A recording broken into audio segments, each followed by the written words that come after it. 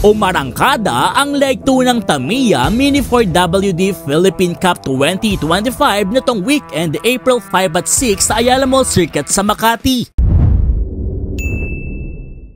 Dinaluhan ng halos 400 kalahok ang kompetisyon kung saan ang mga mananalo ay may tsansang kumatawan sa Pilipinas sa Tamiya Cup 2025 sa Taiwan sa June. Sa 6 na categories, tinanghal na kampyon sina Emmanuel Benedita sa backstock, May Roslyn Chanco sa open class, Rupert Nugget sa stock advance, Rap Santos sa ultra jeepney class at Christopher Cervantes sa X-Stock class at stock advance pro. May 6 na leg ang Tamiya Mini 4WD Philippine Cup 2025. Dito magmumula ang hindi bababa sa 10 ipapadala ng Pilipinas sa Tamiya Cup 2025. We're going to have a few more, practice.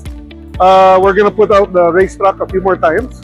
And that's it. Then we go to Taiwan to compete. Huling naiuwi ng Pilipinas ang titulo noong 2019 nang ginanap ang kompetisyon sa bansa. Nakatakdang ganapin ng Leg 3 ng Tamiya Mini 4WD Philippine Cup 2025 sa May 3 at 4. Para sa mga balitang tulad nito, patuloy na sumubaybay sa lahat ng social media pages ng News 5.